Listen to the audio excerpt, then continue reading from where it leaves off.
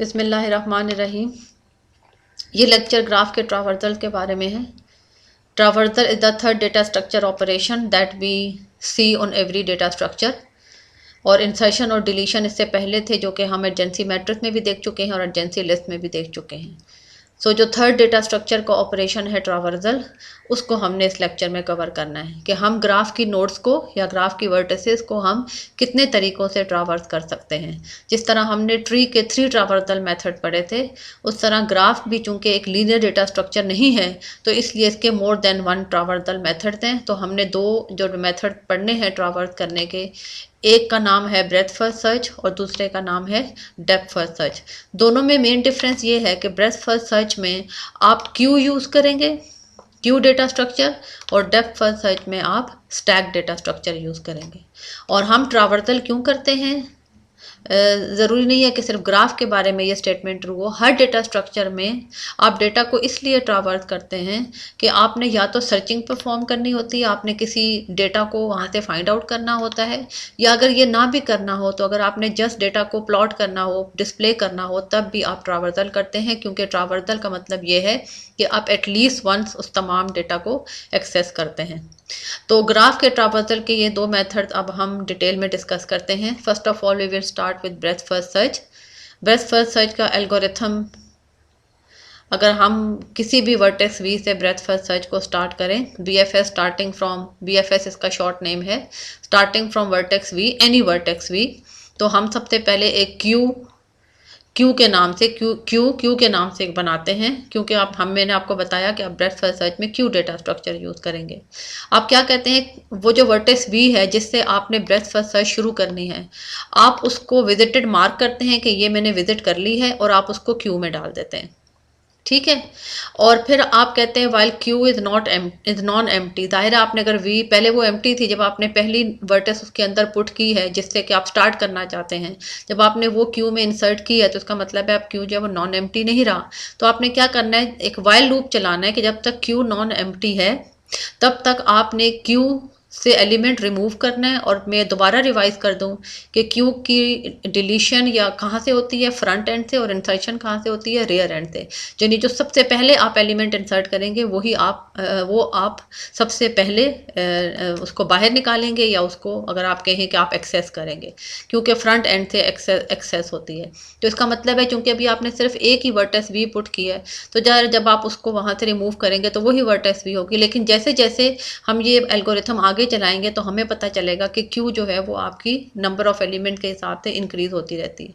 तो बहरहाल Q data structure याद रहना चाहिए कि जब हम क्यू में जो भी चीज़ इंसर्ट करेंगे, जब हम कहेंगे रिमूव, तो इसका मतलब ये हेड का क्या मतलब है, यानी फ्रंट से, हेड मीन फ्रंट से आप उसको रिमूव करेंगे। अभी तो है ही एक जो आपकी पहली थी, लेकिन जब हम पूरे इस एल्गोरिथम को पूरे ग्राफ पे हम इसको चला के देखेंगे तो हमें पता चलेगा कि हमने जो हम रिमूव करते जाएंगे वो डेफिनेटली वो उससे और ज़्यादा भी आगे इंसर्ट होती रहेंगी। तो remove from the front of Q, और उस वर्टेक्स को हम यू का नाम देंगे, उसको हम मार्क करेंगे। मार्क मीन कि हमने इसको विजिट कर लिया है, ठीक है। एंड क्यू ऑल अनविजिटेड, और वो उस वर्टेक्स के साथ जितनी भी नोड एडजेसेंट होंगी, एडजेसेंट भी हम पहले ग्राफ के कॉन्सेप्ट में पढ़ चुके हैं कि जो एज बना रही होंगी जिसके साथ, तो उस वर्टेक्स के साथ जितनी भी नोड एज बना रही होंगी आपने उन सब को क्यू में डाल देना है एक एक करके। और अभी वो तमाम अनविजिटेड है, क्योंकि जब आप क्यू से निकालते हैं हेड से या फ्रंट से, तब आप उसको विजिटेड करते हैं। So again I repeat this algorithm कि आपने जिस वर्टेक्स से ग्राफ का ट्रावर्सल शुरू करें, क्योंकि ग्राफ है जैसे ट्री में तो हमें पता था हम रूट से शुरू करते थे, या हम जो लीनियर डेटा स्ट्रक्चर थे उसमें हम फर्स्ट एलिमेंट से शुरू करते थे। लेकिन ग्राफ का चूंकि एक पर्टिकुलर कोई स्ट्रक्चर या शेप नहीं है, तो आप किसी भी वर्टेक्स से जो है वो उसका ट्रावर्सल शुरू कर सकते हैं। तो जिस भी वर्टेक्स से आप ट्रावर्सल शुरू करेंगे आप उसको क्यू में डालेंगे और कहेंगे कि हमने विजिट कर ली है, और फिर आप एक एक करके क्यू से हेड से यानी फ्रंट से आप एक एक वर्टेक्स निकालेंगे, और उसके साथ जितनी एडजेसेंट वर्टेसेस होंगी जिनके साथ वो एज बना रहे होंगे उन सबको आप क्यू में इंसर्ट करेंगे। और इस तरह से ये प्रोसेस चलता रहेगा जब तक कि आपकी क्यू जो है वो नॉन एम्प्टी है, यानी जब तक आपका क्यू में एक एलिमेंट भी है। अब हम इसको एक ग्राफ पे इम्प्लीमेंट करके देखते हैं, ब्रेथ फर्स्ट सर्च को स्टेप बाय स्टेप हम करके देखते हैं।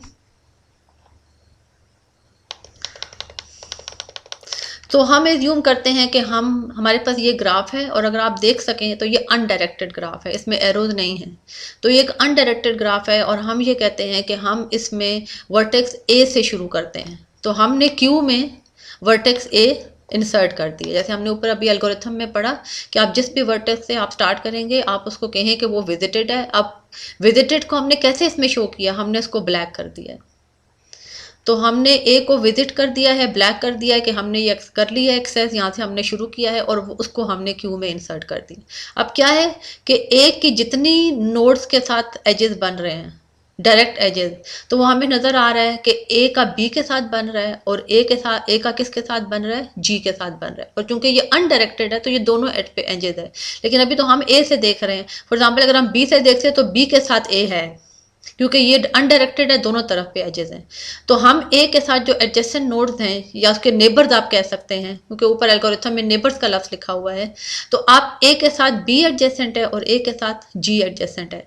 तो आप क्या करते हैं, आप बी और जी दोनों को विजिटेड कर देते हैं कि ये हमने कर लिया, और उसको आप क्यू में डाल देते हैं। अब इसमें ए क्यों नहीं है, क्योंकि ए आपका फर्स्ट स्टेप में थी। आप सेकंड में ये देखें कि आपने ए को निकाला था बाहर, आपने उसको वहां से रिमूव किया था, ऊपर एल्गोरिथम में लिखा हुआ है। फर्स्ट टाइम आपने ए इंसर्ट किया, फिर आपने ए को वहां से निकाल के उसकी जगह पे जो दो एडजेसेंट नोड्स थी बी और जी वो डाले। अब आपके फ्रंट पे बी है और रेयर पे क्या है, जी है, और दोनों को हमने यहाँ पे विजिटेड कर दिया, यानी ब्लैक कर दिया।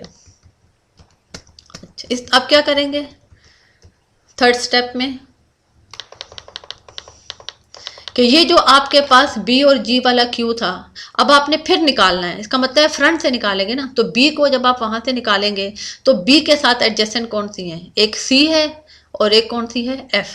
तो आपने बी निकाल दी है, आपके पास जी रह गया था, उसके आगे आपने, ये रेयर साइड है, इस रेयर साइड से आपने सी भी इंसर्ट कर दिया और एफ भी, जो कि बी के साथ क्या थी, एडजेसेंट थी। और आपने इन दोनों को विजिटेड भी कर दिया, आपने इन दोनों को ब्लैक भी कर दिया है। ब्लैक का कलर का मतलब ये होगा कि आपने इनको विजिट कर लिया या आपने इनको एक्सेस कर लिया है, ठीक है। अच्छा, अब आपके पास क्यू की पोजीशन ये है, जी, सी और एफ। अब हम फिर अगर क्यू से, क्योंकि वाइल लूप तो कंटिन्यूसली चलेगा जब तक क्यू एम्प्टी नहीं होती। अब आपने कौन सी वाली हेड से कौन सी निकालनी है, जी, ये इसका फ्रंट है। तो जब आप जी को वहां से पॉप आउट करेंगे क्यू से, तो आपने जी जो है वो ऑलरेडी विजिटेड भी है, लेकिन जाहिर है आपने क्यू से तो निकालना है, दोबारा विजिटेड का ब्लैक तो नहीं करते, वो ऑलरेडी है। लेकिन क्या है कि आपने जी के साथ एडजेसेंट देखनी है। अब जी के साथ आपकी एफ एडजेसेंट है और जी के साथ आपकी ए एडजेसेंट है, तो ये ऑलरेडी चूंकि क्यू में है, इसका मतलब है ये विजिटेड हो चुकी है, तो आप दोबारा इसको इंसर्ट नहीं करेंगे। लेकिन आपने जी निकालना है, according to the while loop आपने वो स्टेप परफॉर्म करना है। तो जब आप जी को वहां से पॉप आउट करेंगे तो उसके साथ एडजेसेंट नोड एफ और ए जो हैं वो ऑलरेडी आप एक्सेस कर चुके थे। ए आप यहाँ पे एक्सेस कर चुके थे और एफ आप यहाँ पे एक्सेस कर चुके हैं। तो इसलिए आपने ये दोबारा क्यू में इंसर्ट नहीं करनी है, डुप्लीकेट्स नहीं करने हैं। आप एक ही शहर में 2 दफा नहीं जाएंगे, ठीक है। अच्छा, अब जी तो निकल गया, अब आपके पास क्यू में क्या रह गया, सी और एफ। अब आपके हेड पे या फ्रंट पे कौन सी नोड है, सी। इसका मतलब है आप अगर सी को बाहर निकालें तो सी को, वो ऑलरेडी विजिटेड है, आपने इसको विजिटेड करने की कोशिश भी की है लेकिन ऑलरेडी विजिटेड है। तो अब आपने सी के साथ जो एडजेसेंट नोड है वो देखनी है। अब सी के साथ कौन सी एडजेसेंट है, ई एडजेसेंट है और डी एडजेसेंट है। अब नेक्स्ट स्टेप में देखते हैं। इस वक्त क्यू जो है वो सी एफ है। अब सी आपने निकाल दिया, सिर्फ एफ रह गया है। इसका मतलब है जो नेक्स्ट क्यू बनेगी उसमें एफ होगा, ई होगा और डी होगा, ठीक है। ये नेक्स्ट स्टेप में देखते हैं।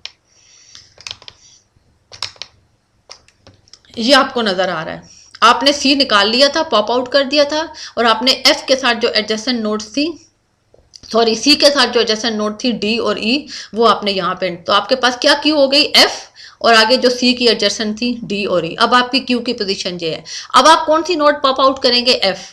तो जब आप F को पॉप आउट करेंगे तो F के साथ जो एडजेसेंट नोड्स हैं वो G है और E है और B है, और ये तीनों नोड्स आप ऑलरेडी क्यू में पहले से एक्सेस कर चुके हैं। आप E भी एक्सेस कर चुके हैं यहाँ पे, जो अब आपने C निकाला था।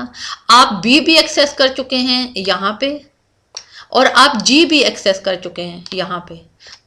तो आप दोबारा इसको क्यू में इंसर्ट नहीं करेंगे। तो आपने क्या यहाँ से पॉप आउट किया था, एफ पॉप आउट किया था।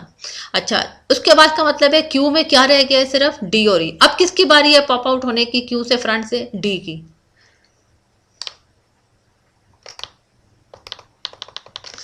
अब जब आपने डी को पॉप आउट किया तो डी के साथ जो एडजेसेंट नोड्स थी और वो ऑलरेडी विजिटेड, ये मस्ट देखना कि जो विजिटेड नहीं है उसको आपने विजिटेड यानी ब्लैक करना है, ताकि जब हमारा ये ट्रावर्सल स्टॉप हो तो हमारी तमाम की तमाम वर्टिसेस जो है वो ट्रावर्स होनी चाहिए, वो एक्सेस होनी चाहिए। तो जब हम डी को यहाँ से पॉप आउट करते हैं तो हम देखते हैं कि डी के साथ एडजेसेंट नोड सिर्फ सी ही है, और सी को हम ऑलरेडी एक्सेस कर चुके हैं, क्यू में लिख चुके हैं। तो इसलिए हमने डी निकालना तो है, लेकिन उसकी जो एडजेसेंट नोड है वो चूंकि ऑलरेडी विजिटेड भी है और वो हम ऑलरेडी क्यू में कर भी चुके हैं, इसलिए हमने उसको दोबारा नहीं करना, यानी हमने हर वर्टेक्स को, हर नोड को वंस जो है वो लिखना है। तो आपकी क्यू में सिर्फ क्या रह गया है, ई। जाहिर है जब तक क्यू एम्प्टी नहीं हमने वाइल लूप चलाना है, तो अब आपका ये ई ही एक एलिमेंट रह गया। जब आप इसको पॉप आउट करेंगे तो आप ई के साथ जो एडजेसेंट नोड हैं वो अगेन सी, और सी है और कौन सी है, एफ है, और वो ऑलरेडी आप कर चुके हैं। तो इसका मतलब है आपने ई को भी पॉप आउट किया तो आपकी क्यू जो है वो एम्प्टी हो गई है। इट मीन्स कि आपके BFS में जो एक्सेसिंग ऑफ नोड सी वो किस तरह से थी, जब आपने ए से स्टार्ट किया, ए के साथ आपने बी किया और जी किया, फिर जी के साथ आपने सी और एफ किया, फिर सी को आपने जी को जब आपने पॉप आउट किया तो अगेन सी एफ था, फिर आपने सी को जब किया तो एफ के आगे आपने डी और ई इंसर्ट किया, और उसके बाद जब आपने एफ को यहाँ से पॉप आउट किया तो क्योंकि वो ऑलरेडी विजिटेड हो चुके थे तो वो दोबारा आपने नहीं लिखने हैं, डी रह गया था, फिर आपने लास्ट में ई भी निकाल लिया तो आपकी क्यू जो है वो क्या हो गई, एम्प्टी हो गई। तो जब आपने वर्टेक्स ए से स्टार्ट किया है तो ये आपका order of traversal of vertices था। क्योंकि ग्राफ एक पर्टिकुलर इसकी कोई शेप नहीं है, तो आप जिस भी वर्टेक्स से स्टार्ट करेंगे जरूरी नहीं है कि यही ऑर्डर हो, लेकिन ये जरूरी है कि अगर इस तरह के एजेस, जैसे हमें ये नजर आ रहा है कि अगर एजेस उसके एग्जिस्ट किए तो तमाम की तमाम नोड्स आपकी एक्सेस होंगी। ये मैं उस सूरत में कह रही हूँ अगर कोई आइसोलेटेड नोड है, फॉर एग्जांपल डी एक ऐसी नोड है जिसका किसी कोई एज ही नहीं है, तो जाहिर है वो तो एक्सेस नहीं हो सकती। लेकिन अगर ये एक कनेक्टेड ग्राफ है, क्योंकि कनेक्टेड ग्राफ में हमने ये पढ़ा था कि हर दो वर्टिसेस के दरमियान, किसी भी दो वर्टिसेस के दरमियान एज लाई करता हो, यानी तमाम की तमाम वर्टिसेस, तमाम की नोड आपस में कनेक्ट होनी चाहिए। तो अगर ये कनेक्ट हैं तो आप किसी भी नोड से अगर ट्रावर्सल शुरू करेंगे तो आपकी सारी की सारी नोड्स एक्सेस होंगी। डिफरेंस सिर्फ ये है कि जो order of traversal of vertices होगा वो डिफरेंट होगा। अगर आप बी से शुरू करेंगे तो वो डिफरेंट होगा, अगर आप सी से शुरू करेंगे तो वो क्योंकि ग्राफ की कोई पर्टिकुलर शेप नहीं है, मगर ये मस्ट है कि अगर वो ग्राफ कनेक्टेड है, उसकी तमाम नोड्स आपस में कनेक्टेड हैं, तो आप किसी स्टेप पे जाके उसकी एजेंसी के साथ आप वो नोड जो है वो एक्सेस कर लेंगे। तो main purpose is if the graph is connected you can traverse all the nodes, but you can start from any node, और जिस नोड से आप स्टार्ट करेंगे आपका जो order of traversal of vertices होगा वो सेम नहीं आ सकता, क्योंकि ग्राफ की कोई पर्टिकुलर शेप नहीं है। तो BFS को हम इस तरह समराइज करते हैं ब्रेथ फर्स्ट सर्च को, कि इसमें हम क्यू डेटा स्ट्रक्चर यूज करते हैं, और हम जिस वर्टिस से स्टार्ट करते हैं हम उसको क्यू में इंसर्ट करते हैं, और फिर क्यू का जो लॉजिक है कि आपने फ्रंट से एलिमेंट निकालना है और आपने ग्राफ में देखना है कि उसके साथ एडजेसेंट एजेस कौन से हैं। एडजेसेंट मीन जो डायरेक्ट एजेस हैं, दरमियान में कोई और नोड नहीं आनी चाहिए। जैसे एक AF के साथ है लेकिन दरमियान में G आ जाता है, तो हमने ये नहीं करना, हमने सिर्फ डायरेक्ट एजेस या एडजेसेंट नोड जो है वो देखनी है। तो जितनी भी एडजेसेंट होंगी वो आप रेयर साइड से क्यू के अंदर इंसर्ट करते रहेंगे और फ्रंट एंड से आप एक एक निकालते रहेंगे, और जो नोड ऑलरेडी विजिटेड हो चुकी हैं उनको आप दोबारा क्यू में इंसर्ट नहीं करेंगे, ताकि आपकी जो वर्टेक्स या आपकी नोड जो है वो एक ही दफा एक्सेस हो। So this is the order of traversal of vertices if we start from vertex A. A, B, G, C, F, D and E. दोबारा बता देती हूँ, A, B, G, C, F, D and E. ठीक हो गई ये बात? ये हमारा ब्रेथ फर्स्ट सर्च था। अब हम आते हैं सेकेंड मेथड पे, जो आपका क्या है, डेप्थ फर्स्ट सर्च है। डेप्थ फर्स्ट सर्च में हम क्या करते हैं, हम स्टैक यूज करेंगे। डेप्थ फर्स्ट सर्च में हम स्टैक यूज करेंगे। तो DFS starting from vertex V create a stack S, और हम जब स्टैक S क्रिएट करेंगे तो हम जो नोड लेंगे जिससे हम शुरू करेंगे, जिसको हम V कहते हैं, उसको हम विजिटेड मार्क करेंगे, उसको स्टैक में इंसर्ट करेंगे, और जिस तरह हम क्यू से निकालते थे फ्रंट एंड से, तो स्टैक आपको पता है जो लास्ट में एंट्री होती है उसी को हम सबसे पहले निकालते हैं। तो जो आपने फर्स्ट टाइम अभी स्टार्टिंग किया तो दायरा वो उसी को आप सबसे पहले पॉप अप करेंगे। तो वाइल लूप वही है, सिर्फ यहाँ पे क्यू की जगह आपका क्या यूज हो रहा है, स्टैक, कि आपने स्टैक के टॉप से निकालना है, और अगर वो अनविजिटेड है, मतलब वो ब्लैक नहीं हुई है, तो आपने उसको विजिट करना है, यानी कि ब्लैक कलर करना है, और आपने कहना है कि ये आपकी एक्सेस हो गई है, और इस तरीके से आपने लूप जो है वो चलाते रहना है। अब हम इसको करके देखते हैं उसी ग्राफ पे जो अभी हमने अनडायरेक्टेड ग्राफ ऊपर ब्रेथ फर्स्ट सर्च के लिए किया है। अब आपकी स्टार्टिंग वर्टेक्स क्या है, ए है। उसी तरह से अब आपने वहां क्यू के लिए क्यू का वर्ड यूज किया था, यहाँ आप स्टैक के लिए क्या यूज कर रहे हैं, एस। तो आपने जिस तरह क्यू में ए इंसर्ट किया था, आपने स्टैक में भी। अब ये स्टैक है, इसमें एक ही एंड से इंसर्शन होती है, और जो कि एंड है, रेयर एंड है, और एक ही साइड से डिलीशन होती है जब आप निकालेंगे उस नोड को। तो आपने स्टैक में सबसे पहले स्टार्टिंग नोड या वर्टेक्स जो है वो ए पुट कर दी है।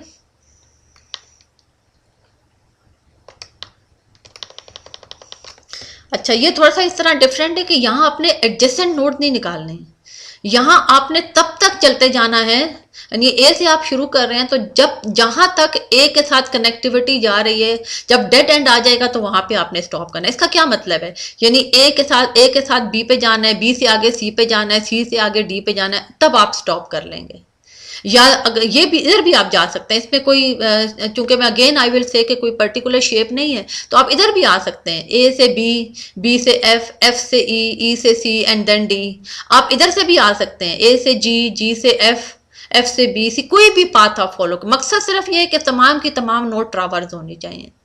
तो यहाँ पे हमने कौन सा पाथ लिया, यानी अपने वहां पे आप एडजेसेंट लिखते थे क्यू के अंदर और उसको इंसर्ट करते थे, लेकिन स्टैक में हम एडजेसेंट नहीं कि आपने बी और जी लेनी है, आपने जिधर से शुरू किया वो जहां तक उसका पाथ जा रहा है, जब तक डेड एंड नहीं आता, आपने वहां तक जो है वहां स्टैक तक में जाना है और आपने वो एलिमेंट्स इंसर्ट करने। ये किस तरह से, फॉर एग्जांपल सबसे पहले बी आ गया, आपने स्टैक में ए के आगे यानी रेयर एंड से बी इंसर्ट कर दिया। अब बी के साथ आगे सी भी आ गया है, तो आपने स्टैक में बी के साथ आगे सी भी इंसर्ट कर दिया।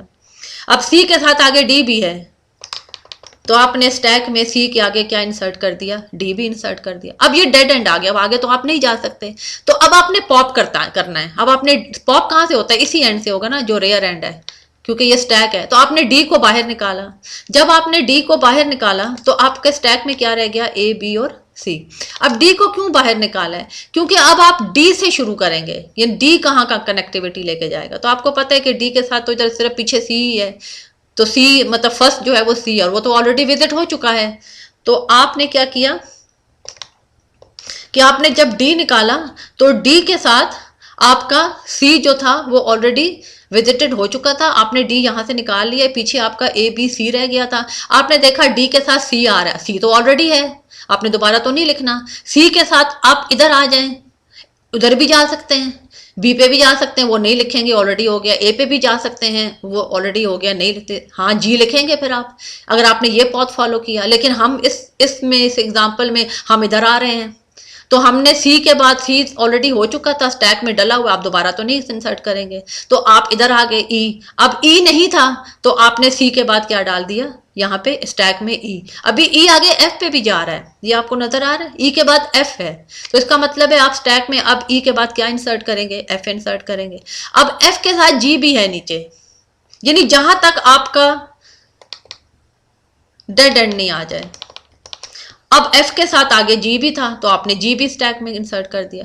अब जी के साथ दोबारा ए भी था, लेकिन ये तो ऑलरेडी हो चुका है। बी पे जाते हैं, वो भी ऑलरेडी हो चुका है। सी पे जाते हैं, वो भी ऑलरेडी हो चुका है। और डी पे जाके आप दोबारा आप मतलब उसी नोड पे आ गए जहां पे। तो आपने स्टैक यूज करना है, लेकिन आपने सिर्फ अपने जैसे नोड नहीं निकालने हैं क्यों की तरह, आपने वहां तक जाना है जब तक डेड एंड आपका नहीं आ जाता। ठीक है, अच्छा, अब आपका स्टैक जो लास्ट में वो ये बन गया था, तो जाहिर अब आपने जी निकाल के स्टैक तो हमने लास्ट में एम्प्टी करना है क्यों की तरह। जब आपने जी को यहां से पॉप आउट किया, अब आप जिधर भी जाएं सारी नोड्स ऑलरेडी हो चुकी हैं, इसका मतलब है जी निकाला तो आपका स्टैक ये रह गया। अब आप एफ, जाहिर है एफ आप पॉप आउट करेंगे,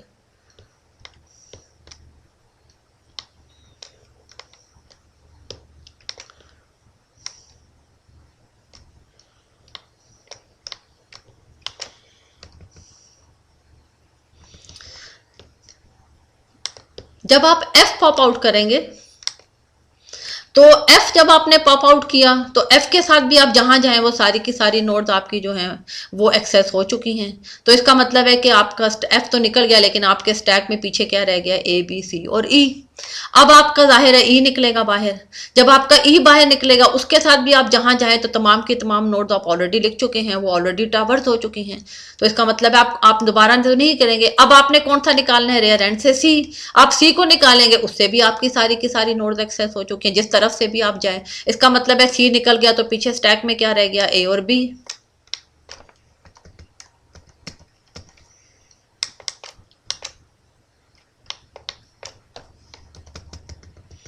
अब जब स्टैक में ए और बी रह गया है तो अब आप बी पॉप आउट करेंगे, यानी यहां से रेयर एंड से। जब आपने बी को निकाला और आप बी के साथ एडजेसेंट देख रहे, मतलब एडजेसेंट मीन जब तक डेड एंड नहीं आता, तो जिधर से भी आप जाते थे तमाम नोड्स ऑलरेडी एक्सेस हो चुकी हैं, ट्रावर्स हो चुकी हैं, तो आपने दोबारा नहीं लिखनी। तो अब आपके स्टैक में क्या रह गया, ए। डेफिनेटली आप ए को भी आप पाओगे, अपने स्टैक क्लास में एम्प्टी करना है।